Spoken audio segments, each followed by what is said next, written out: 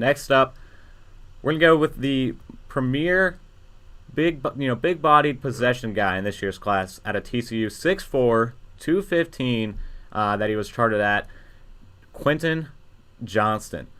This is a guy with, for his size, he has very surprising burst and acceleration for his size and can do a lot. He has some short area quickness that he excels at. Again, for his size, it's pretty good to see.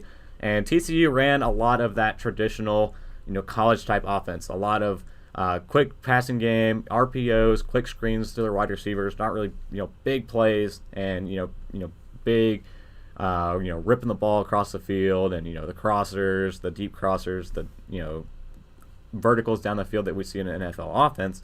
But he can add that to his game and get into that. The one thing I do have a knock on of Quentin Johnston, just as a wide receiver guy, body catches.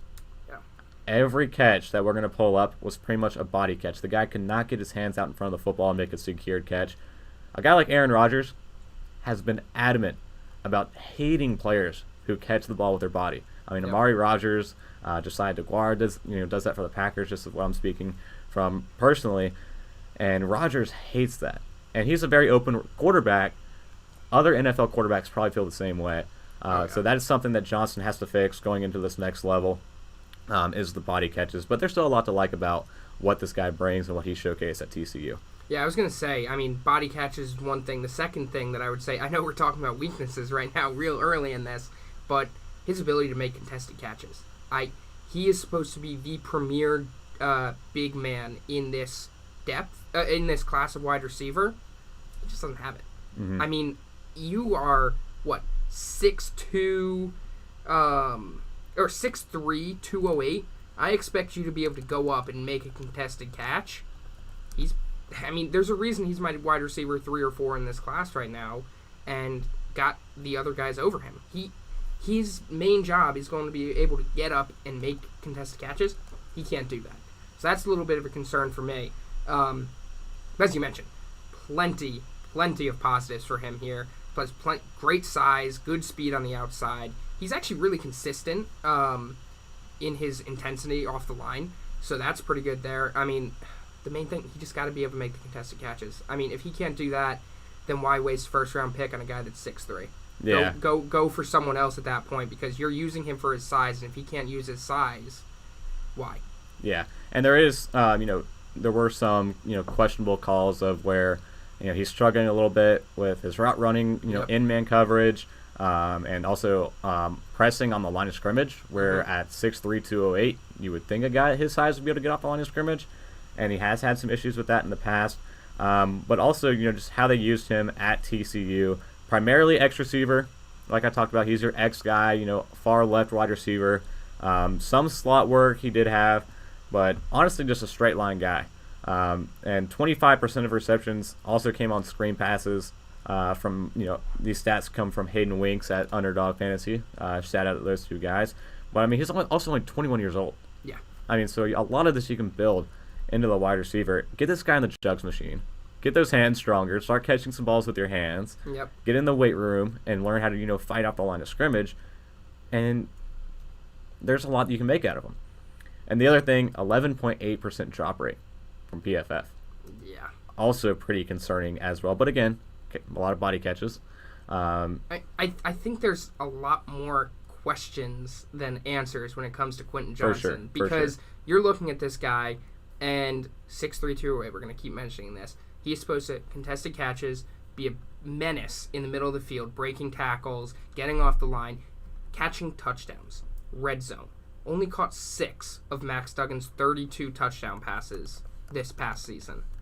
That is very concerning from a national championship team. Your number one wide receiver should have a little more production in the red zone. So there's no question that he has the potential to be the number one receiver in this class when it's all said and done. But there are a lot more questions than answers, and people are going to have to take a shot in the dark here and hope that he's going to be able to transform his game, make these they're small changes. You make these small changes and things completely change for him, but you're going to have to take a shot in the dark here if you're going to take him over any of these other guys. Yeah, So the comp I like that also Hayden Winks had and mentioned was Martavius Bryant, who coming into the league, 6'4", 210, so 6'3", 208, pretty similar. Spent time with Pittsburgh Steelers, 3 seasons in Pittsburgh, 1 season with the Oakland at the time Raiders, but never really panned out to much. I mean, his first season, 21 yards per reception, had 8 touchdowns in Pittsburgh. That fell to 6, then fell to 3, then fell to 0 touchdowns with the Raiders. So a quick burnout, but still a traditional X wide receiver. That's the type of a comparison that we're going to see from Quentin Johnston. But now we'll pull up, there we go. Now we'll pull up the film on Quentin Johnston from TCU of what they were able to use out of him. So again, a lot of these plays on the left side of the line of scrimmage, far left, X wide receiver, and also a lot of middle of the field work that Quentin Johnston did. So not a lot. A couple screens here and there, but I want to see once we start getting to like the straight, down the field. There's a big play. He's still going. I mean the down the field balls. That's where I've got a little bit of concern for him because we've seen he's able to create a little bit of separation, get in the middle of the field, and make the catch. The question is he able to beat a guy one-on-one and then make the catch down the field? Yeah. Because that's where he is going to, if he can figure it out, that's where he's going to thrive, and that's where quarterbacks are going to absolutely love this guy. They've got a receiver that can make a drag route across the middle of the field and make the catch. That's not what they're drafting Quentin Johnston for. They're drafting him for his size. So we'll see if he can do that because we've seen flashes. There's no question about it. Mm-hmm. But, I mean, if he can do it consistently, that's going to be the key. So I'm going to go back to this play here in particular. They moved him now right side of the formation in the slot, and they have him go up and do just a very, pretty shallow corner route.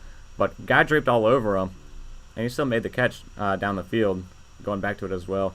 Max Duggan put it right on him, back of the end zone. Guy, again, draped all over him and was able to make the catch. So if he can consistently do that, that's unlocking what you can have in Quentin Johnston. He's got an insane catch radius as well. It's just his consistency in actually bringing the ball in. That's going to be the key. Because we've seen him make absurd plays like that catch there. That was a great play, great awareness to adjust with the ball mid-air and able to make that catch at the end of the end zone. But again, 11% drop rate, inconsistency with contested balls. If he can do that all the time, number 1 receiver in this class. Mm-hmm. If he can't, he's dropping. And I think a very underrated part of his game as well that you see out of a lot of these plays is his after-the-catch work. Oh, yeah. I mean, that spin move he has after the catch is pretty killer that he implements where the first guy on him is missing. Yeah, he's pretty much deadly every time. When he gets open field and he's got the ability to get around defenders, props to him. He's got it. Yeah. I'm taking him almost 9 out of 10 times. I'm taking him to beat the guy.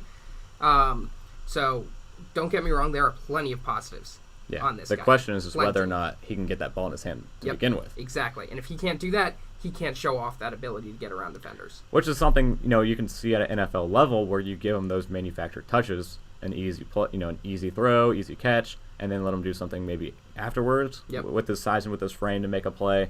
Isn't something TCU implemented, but it's something another offense can implement. My mock draft, I had him going to the Baltimore Ravens. I think a pretty good comp and pretty good duo with potentially Rashad Bateman, Nelson Aguilar coming in with that Ravens team, whether it's Lamar Jackson, Tyler Huntley, Trey Lance, whoever potentially might be the quarterback in Baltimore this year. But I had him as that fit to the Baltimore Ravens with that first overall pick that they have late in the 20s, which is kind of the area I see QJ, if you will, falling into that first round as a potential late or early 20s, late teens guy, but nowhere near kind of the top of the board in the first round. Yeah, no, I agree with that. Late teens, early 20s is probably where he's going to fall.